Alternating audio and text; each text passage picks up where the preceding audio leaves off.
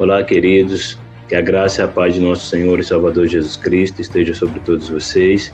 Se você gostar desse áudio, compartilha, curta, se inscreva para que o YouTube entenda que este conteúdo é de fato relevante e outras pessoas possam ser alcançadas através deste audiobook. Então fique conosco, porque Deus tem uma palavra ao teu coração.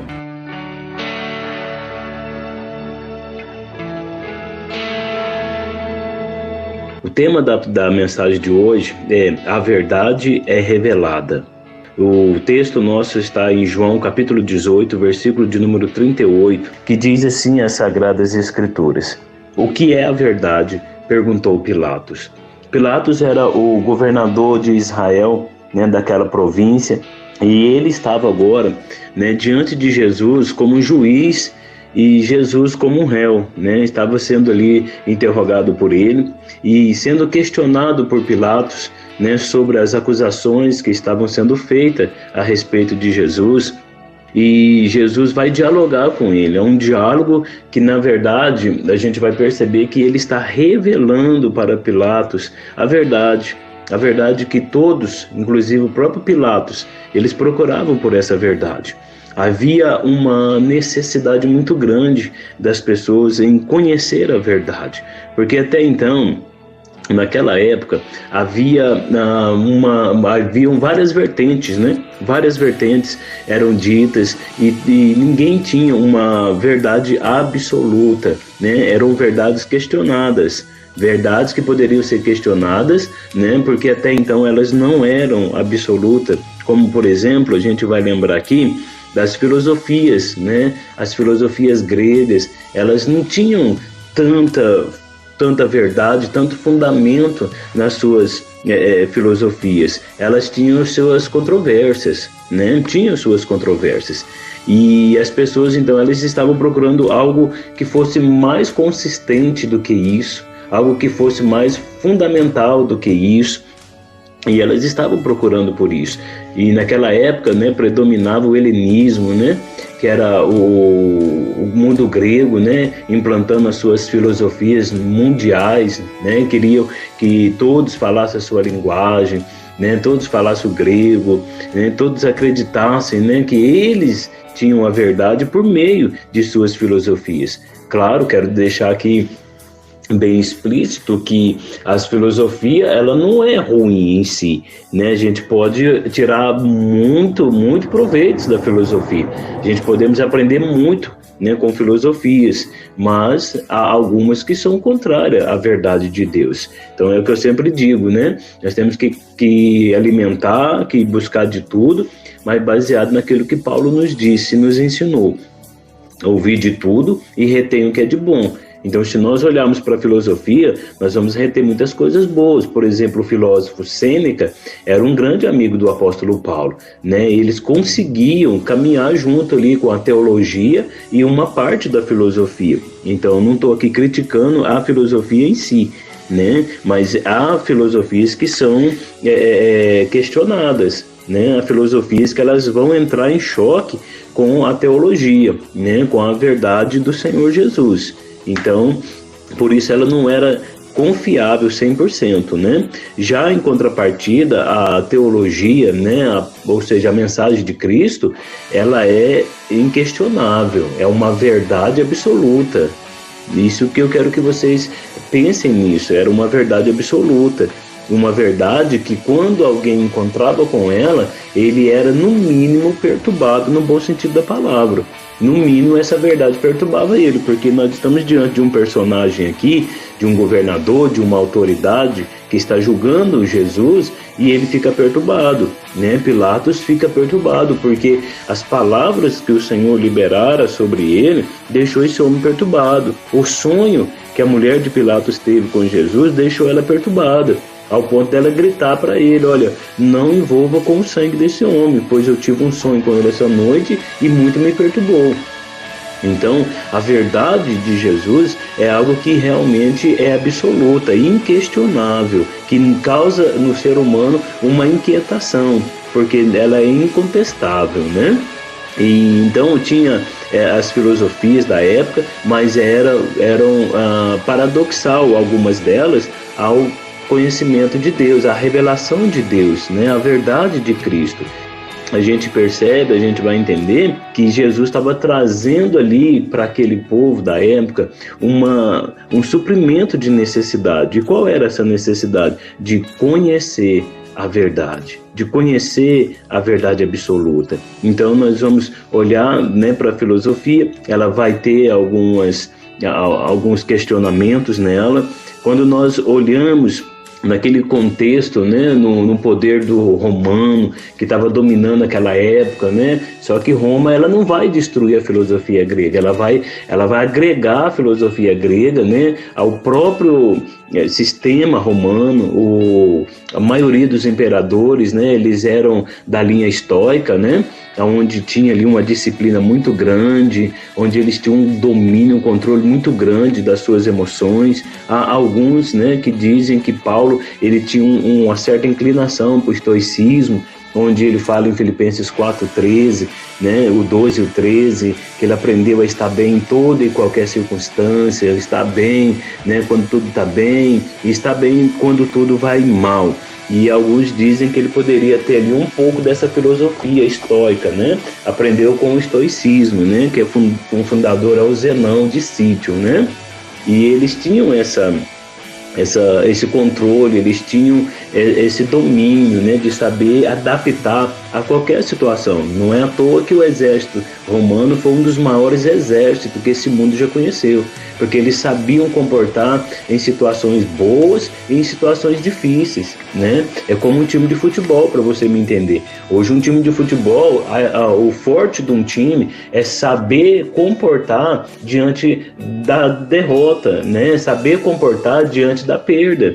O time está perdendo, mas não perde a cabeça, né? Continua mantendo o ritmo, mantendo a mesma pegada, não desanima, não se entrega, mas continua lutando, mesmo perdendo, mas continua lutando, né? Talvez até perde, mas perde de cabeça erguida, né? Perde com honra e com lealdade. Então era isso que o exército tinha, né? Ele tinha essa filosofia aí, estoica, né? De saber lidar em toda e qualquer circunstância. Pois bem, isso é uma parte boa, né, da filosofia, que também Jesus nos ensinou isso, né? Estarmos bem em toda e qualquer circunstância. Então, Paulo está compartilhando isso com a gente. Então a gente vai ver que o mundo, né, daquela época de Cristo, ele estava debaixo dessas filosofias gregas, né, filosofias romanas, ele estava diante disso. E a crença deles, né, eles eram politeístas, né, os romanos. Então eles queriam implantar ali os seus deuses, né, o seu panteão romano, junto com o panteão grego, que aí eles vão introduzir alguns deuses, né, da Grécia para Roma, e vão mudar os nomes deles, né, ou como o próprio Zeus, né, toda a mitologia grega vai ser implantado ali na Judéia, né? Ali na região onde Jesus nasceu e viveu. Então, esses deuses vão sendo difundidos ali, né? Como uma verdade para o povo. E então, Jesus ele vai chegar dentro desse contexto. Ele vai chegar num contexto muito turbulento, muito agitado pelas filosofias. Ele vai chegar num contexto muito agitado mesmo, né, pelos os deuses do panteão grego e romano. E Jesus ele vai entrar nesse cenário e ele vai chamar a atenção das pessoas, ele vai chocar, porque ele se apresenta como a verdade. João 14,6 ele diz que ele é o caminho, a verdade e a vida, e que ninguém poderia chegar a Deus se não fosse por ele. Então o que ele está fazendo ali? Ele está eliminando todo o panteão grego, romano, ele está eliminando ali tudo aquilo que poderia ser uma verdade absoluta para as pessoas, ele está eliminando e está chamando a responsabilidade para ele, dizendo, olha, eu sou a verdade. Eu sou a verdade. Ele não diz, eu sou uma das verdades. Não, ele é bem claro, né? Bem no singular. Eu sou a verdade. E aí, quando ele está falando da verdade ali, para agora diante de Pilatos, Pilatos fica curioso. Pilatos fica muito curioso quando ele diz que ele era a verdade e ele fica curioso, né? Ele quer conhecer um pouco mais sobre isso. O que é a verdade?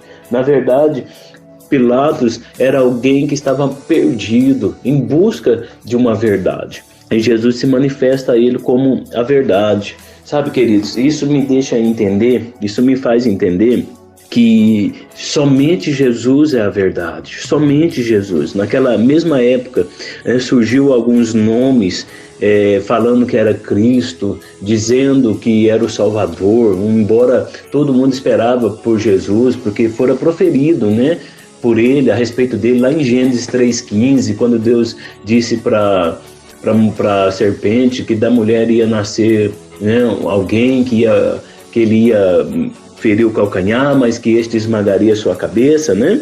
Então, desde ali, o homem esperava por um herói, o homem esperava por um salvador, o homem esperava por um Messias, um libertador. Então, vai surgir alguns nomes ali, que é interessante no livro de Atos, capítulo 5, nós vamos ver o Sinédrio se reunindo, os líderes religiosos, né, se reunindo para dar um cabo nos discípulos, e aí vai levantar um homem muito sábio ali, né, o Gamaliel, que segundo a história vai dizer que ele era sobrinho do fundador daquela seita dos fariseus, né, era sobrinho de Hilel. Ele vai levantar ali e ele vai dar um parecer que é um checkmate naquele concílio. É um checkmate, ele vai dizer, olha, alguns se levantaram aí dizendo ser alguma coisa, né? E esse ser alguma coisa, eles diziam ser o Salvador, eles diziam ser Jesus, eles anunciavam como a verdade. E nem um homem chamado Teudas, depois nós vamos ver o Judas, o Galileu, e depois disso, né, 30 anos mais tarde, a gente vai ver um homem também chamado Bar-Kova, que vai levantar, aliás, 100 anos mais tarde, vai levantar esse homem chamado Bar-Kova, dizendo ser o Cristo, anunciando que o Cristo que viera não era, que ele é que era, enfim.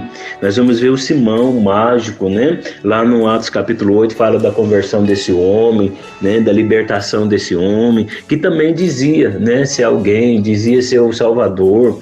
Então havia muitas pessoas que queriam e se colocariam como a verdade, mas nenhum deles mostrou ser a verdade, porque o próprio Gamaliel, ele vai dizer que esses homens, eles levantaram dizendo ser, e quando eles juntaram, né, os discípulos, juntaram povos, pessoas acompanhando eles, mas ele disse, olha, quando esses homens morreram, então acabou tudo, dispersaram e não deu em nada. Então deixe esses homens em paz. Se o líder deles morreu e não ressuscitou, isso vai acabar, isso não vai dar em nada.